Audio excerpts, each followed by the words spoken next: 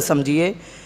सबसे पहले ये बात याद रखिए, ना तो ये कोई फ़र्ज़ वाजिब है, ना कोई ऐसा काम है कि जिसने अपने हालात के पेश नज़र ना किया तो वो शायद गुनाहगार है और उसकी शादी नहीं हुई। नहीं, उसके निकाह पर कोई ऐसे असरात नहीं है कि शरई हवाले से जनाब को जायज़ और नाजायज़ होने की बहस छेड़ी जाए।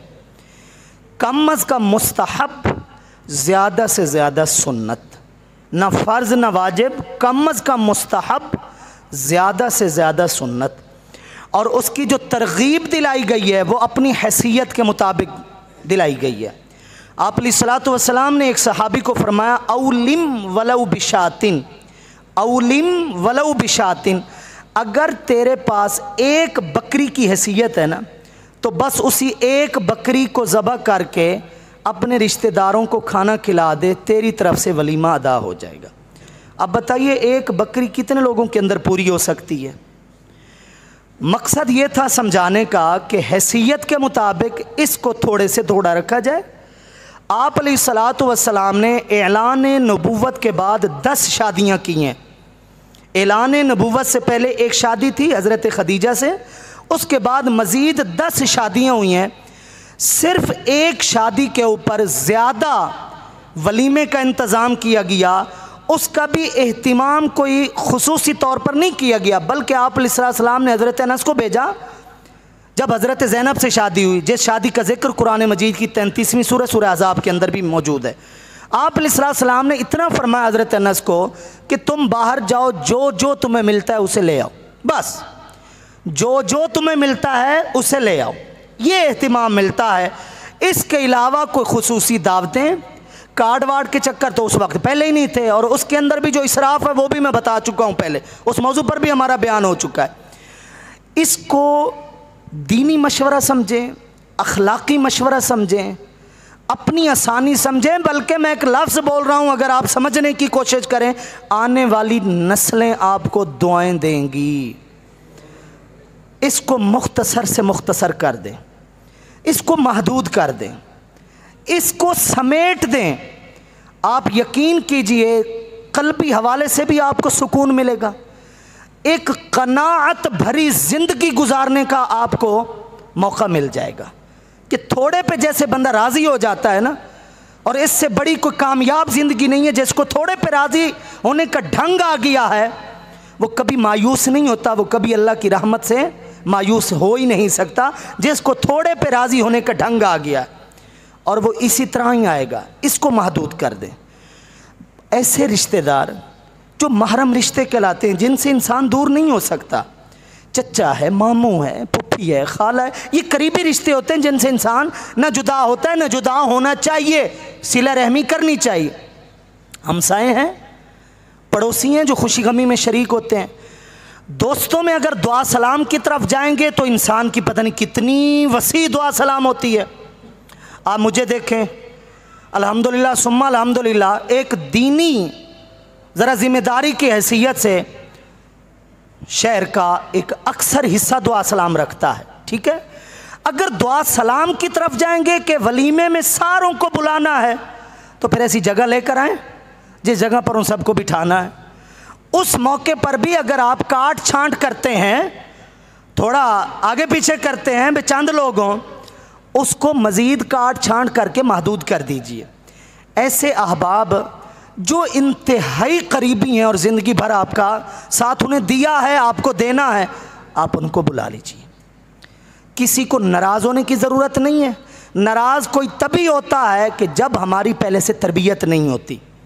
ज़रूरी रिश्तेदार, ज़रूरी अहबाब, आप यकीन कीजिए 100 बंदे के अंदर अंदर ये निज़ाम तय हो सकता है। आपके अखराजात बच जाएंगे, आप एक इंतहाई अहम काम सादगी के साथ निपटा देंगे। एक बंदा, 2 बंदे, 3 बंदे जब बिरादरी का ये फ़ैसला करेंगे, वो एक अच्छी रिवायत फ़रोग़ पा जाएगी। किसी को भी अमल करने में हिचकिचाहट नहीं होगी। बंदा बासानी आंखें बंद करके काम कर देगा कि यार ये रिवायत पहले से हमारे बिरादरी के अंदर मिलती है। उसका फ़ायदा क्या होगा? आने वाले वक्त में जो माशी चैलेंज हैं, परेशानियां हैं, इसमें को हमारी नस्लों को सुकून मिल सकता है। वरना यकीन कीजिए लोग तो बीघे बेचकर, एकड़ बेचकर लोग वलीमे की 4-4, 5-5, 10-10 डिशें बना रहे हैं सिर्फ रियाकारी के तौर पर। इमाम गज़ाली रहमतुल्लाह ताला ने इह्या उल-उलूम के अंदर ये बात लिखी है, जिसने वलीमा रियाकारी की नीयत से किया है वो तो वलीमा करना ही हराम है, उसमें शिरकत किस बात की। आप अल्लाह की रज़ा के लिए, ये शुक्र है आपने बच्चा ये फ़र्ज़ अदा हो गया, सुन्नत अदा हो गई, ताल्लुक़ पहले हराम था अब निकाह की वजह से हलाल हो गया, लोगों के अंदर ऐलान हो जाए कि आज के बाद हमारा रहन सहन हलाल तरीके से है। आप इस खुशी के अंदर शुक्र अल्लाह का अदा करते हुए अपने रिश्तेदारों को, हमसायों को और चंद अहबाब को आप कुछ न कुछ खिला रहे हैं। ये तो आम दिनों में भी बंदा करता रहता है, ये तो ईद खुशी के मौके पर भी बंदा ऐसा करता रहता है। तो इसलिए ये एक शुक्र था। आप बताएं, अल्लाह का शुक्र अदा करना हो तो क्या नाजायज़ तरीके से बंदा करता है? हुजूर की सुन्नत है वलीमा, तो क्या सुन्नत को नाजायज़ तरीके से किया जाएगा? बुखारी शरीफ की किताब निकाह के अंदर ये हदीस मौजूद है। अब इस हदीस को सुनिए, आप ख़ुद फैसला कीजिए हम में से कितने लोग हैं जो इस हदीस पर वलीमे के हवाले से अमल कर रहे हैं। आप अलैहिस्सलातु वस्सलाम ने इरशाद फरमाया, शर्रु तामी तामुल वलीमा युदआ लहल अगनिया व युतरकुल फुक़रा। इरशाद फरमाया, सबसे बुरा और गंदा वलीमे का खाना वो खाना, लफ्ज़ सुन रहे हैं ज़रा, शर्रुत्ताम, शर समझते हैं ना, खैर और शर, शर्रुत्तामी तामुल वलीमा, वलीमे का वो खाना बुरा खाना है जिसमें मालदारों को बुलाया जाता है और गरीबों को छोड़ दिया जाता है। आप बताइए किस में मालदारों को छोड़ दिया जाता है और गरीबों को बुलाया जाता है? बिरादरी में मेयार भी देख लीजिए कि जो मालदार हैं उन्होंने नेवता, निंद्रा, सलामी, जिसको हम अपनी सराइकी ज़बान में नेंद्र कहते हैं, जिसने ज़रा अच्छा देना उसी को बुलाएंगे। गरीब जिसने अच्छा कपड़ा पहन कर नहीं आना वो क्यों है? वो तो उसका आना तो हमारी महफिल की बदनामी है। जबकि आप अलैहिस्सलातु वस्सलाम फरमा रहे हैं सबसे बुरा खाना ही वही है जिसके अंदर फ़ुक़रा को छोड़ दिया जाए और सिर्फ मालदारों को बुलाया जाए। इमाम गज़ाली रहमतुल्लाह ताला अलैह इह्या उलूमुद्दीन के अंदर और इमाम मुर्तज़ा ज़बीदी हनफी रहमतुल्लाह ताला अलैह उसकी शरह इत्तिहाफ़ुस सादतिल मुत्तक़ीन के अंदर लिखते हैं, आदाबे ताम के अंदर कि ताम की दावत दी जाती है, उसके आदाब में ये बात लिखी है, शराबी, जानी, फासिक और फाजिर लोगों को ताम की दावत देना नाजायज़ और हराम है। अपनी दावत ताम के अंदर बुज़ुर्गों को बुलाएं, परहेज़गारों को बुलाएं, नेक लोगों को बुलाएं ताकि तुम्हारे रिज़्क़ में बरकत का बायस हो। आप बताइए इस पर कितना अमल हो रहा है? हम तो शराबियों को बुलाते हैं सिर्फ इसलिए कि वो मालदार होते हैं, उन्होंने जनाब देना होता है हमें। अब ये देना लेना भी जो है ये भी एक अजीब सूरत इख्तियार कर चुका है। इसकी असल हायत और शक्ल सिर्फ इतनी थी कि बिरादरी के चंद मालदार लोग अपनी बिरादरी के गरीब अफराद के साथ ताउन करते थे कि बेटी की या बेटे की शादी की है, खर्च हुआ है, चल यार ये हमारी तरफ से रख ले, ये हैसियत थी। अब देखिए जिसका आगाज़ अच्छी नीयत से हुआ वो मामला कहाँ से कहाँ तक पहुँच गया, पूरा एक कारोबार बन गया कि जनाब मेरे पास हिसाब है, पूरा लिखा हुआ है, मैंने किसकी शादी पर कितना दिया है, मैंने 1 लाख खर्च किया है, 1.5 लाख की वसूली ज़रूरी है। आपने होटल खोला है या बेटे की अपना वलीमे का आप शुक्र अदा कर रहे हैं? ये खाना बंदा बेच नहीं रहा। जिसने 500 देना है सलामी के अंदर वो भी अपने साथ, उसको दावत दूसरे को नहीं भी होती तो वो ज़बरदस्ती लेकर जाता है, यार मुझे 1000 रुपये देने और मैं अकेला हूँ खाने वाला। ये है क्या? ये इसकी कौन सी, आप बताएं कि इसका कोई शरीयत के साथ थोड़ा सा कोई रब्त तो हम यार जोड़ सकें। एक बंदे को दावत नहीं है, उसको सिर्फ इसलिए लेकर जाया जा रहा है कि मुझे 1000 रुपये देना है, 1000 रुपये का खाना मैं अकेला तो नहीं खा सकता, चल यार तू भी मेरे साथ आ।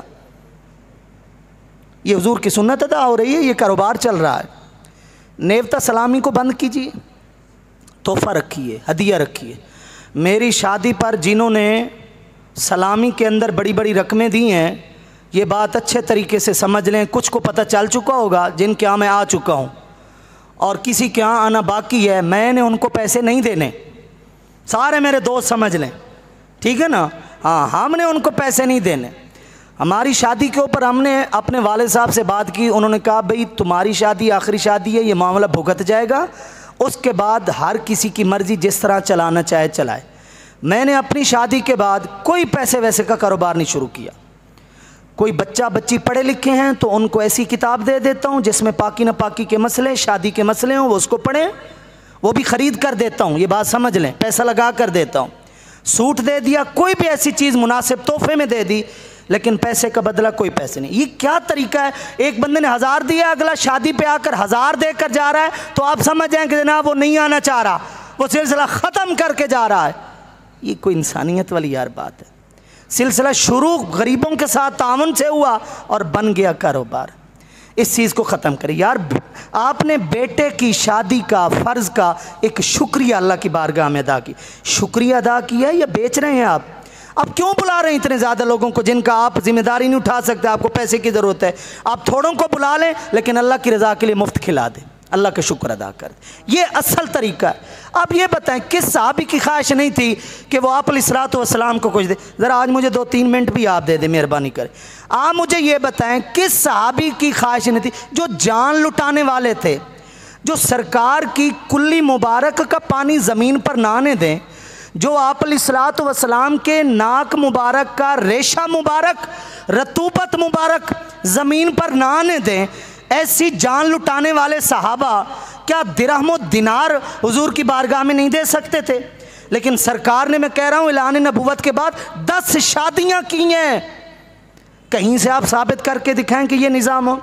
मैं आपको एक हैरतनाक बात बताऊं इस्लाह के हवाले से, आखिरी खुतबा, इसको ज़रा समझिए, सिर्फ समझिए नहीं अमल कीजिए। मैं पहले कह चुका हूँ, बात सुनने से मसला हल नहीं होगा, कोई होगा जिसको ये अमल करना होगा, पहल करेगा, कोई उसकी पैरवी करेगा, इंशाअल्लाह पहल करने वाले को नस्लों तक सवाब मिलता रहेगा जिसने अच्छी रिवायत के अंदर पहल की है। मैं आपको एक हैरतनाक बात बताऊं, हज़रत जाबिर बिन अब्दुल्लाह रज़ियल्लाहु ताला वो करीबी सहाबी हैं मेरे आका के, वो करीबी सहाबी हैं जिनके घर में मेरी मालूमात के मुताबिक हुजूर ने सबसे ज़्यादा खाना खाया है, जिनके घर में सरकार का ज़्यादा आना जाना था और ताम खाना था।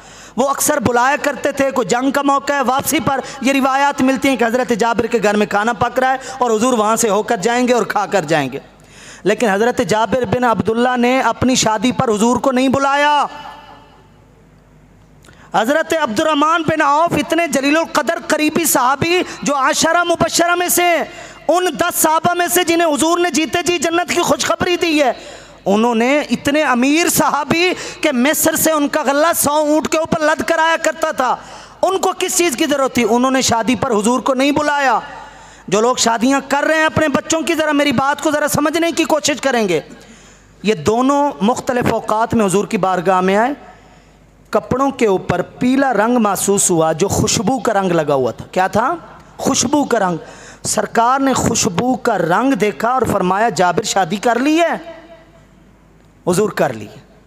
अब्दुर्रहमान बिन औफ ये खुशबू का रंग बता रहे कि तुमने शादी कर ली है? जी हुजूर कर ली। सरकार ने तो शिकवा नहीं किया, अच्छा जिसका कलमा पढ़ा है उसे अपनी शादी पे बुलाया भी नहीं है।